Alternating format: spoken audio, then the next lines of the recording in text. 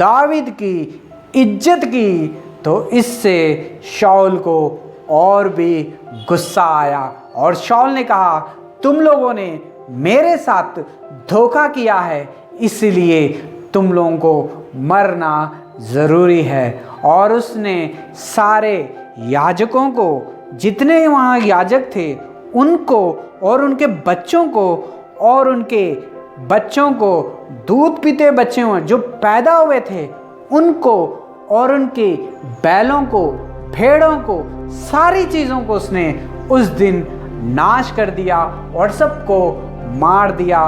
परमेश्वर के दासों को भी सिर्फ दावीद की मदद की, दावीद की ज़्यादा प्रशंसा की थी। हे भाई और बहनों, जब अपने सैनिकों को शाऊल ने कहा कि इनके ऊपर हाथ उठाओ और इन्हें मारो, मगर याजकों को मारने के लिए सैनिक भी डरते थे। क्यों सैनिक डर रहे थे? क्योंकि सैनिकों को पता था ये तो परमेश्वर के दास हैं, हमारे लिए प्रार्थना करते हैं, अगर हम इनके ऊपर हाथ उठाएंगे तो परमेश्वर से दुश्मनी लेंगे। सैनिकों को इस बात का पता था, इसलिए उन लोगों ने हाथ नहीं उठाया।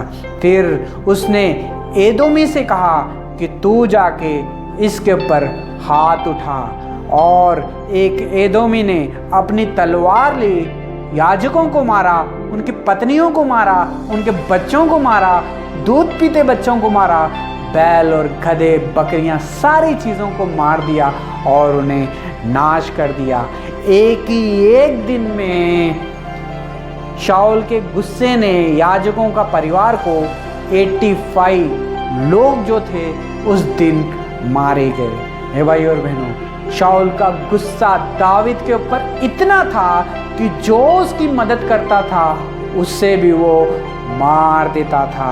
हे भाई और बहनों, आज परमेश्वर इस वचन के द्वारा हमसे बात कर रहा, आप और मैं कैसे हैं, आपका और मेरा जीवन कैसा है। आज परमेश्वर हमसे एक सवाल पूछ रहा है कि आपको जब किसी के ऊपर गुस्सा आता है या तो उसके साथ कोई बात करता है, तो क्या आप अपना गुस्से को उसके ऊपर भी निकालते हो?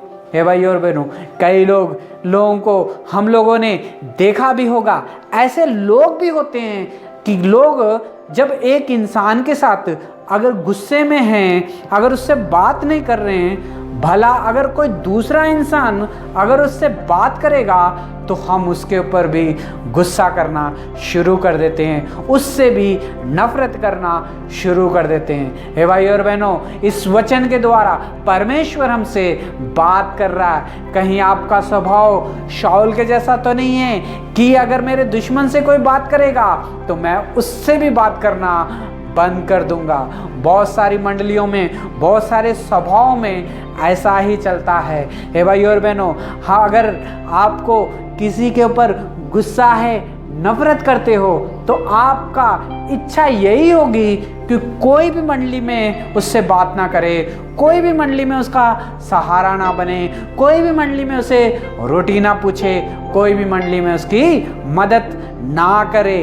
तो इससे आपको जो है शांति मिलती है, तृप्ति मिलती है, रात भर अच्छी नींद आती है। हे भाई और बहनों, अगर आपके दुश्मन की कोई आपका दोस्त या आपकी मंडली के लोग अगर मदद भी कर देंगे, तो भाई और बहनों, आप भी ऐसा ही कर रहे हो, शाऊल के जैसा उसके ऊपर नफरत कर रहे हो। और अगर वो मदद कर भी देता है तो कई लोग होते हैं, इससे तो वो नफरत कर रहा था और जिसने उसकी मदद की उससे भी नफरत करना शुरू कर देते हैं। फिर दूसरों को तो इससे बोलते थे इसके बारे में, ये गंदा आदमी है, ये गलत आदमी है करके इसकी बदनामी करते थे। और जो लोग उसकी मदद करते हैं फिर हम उसके बारे में भी बोलना शुरू कर देते हैं, ये भी वैसा ही था, मैंने तो इसे अच्छा आदमी समझा था, लेकिन ये भी उसके जैसा ही निकला। हे भाई और बहनों, कभी कभी हमारा जीवन ऐसा होता है, ऐसे गुस्से से भरा हुआ होता है कि अपने शत्रुओं की अगर कोई मदद करे तो हम देख नहीं पाते हैं। हे भाई और बहनों, क्या आपका जीवन ऐसा है?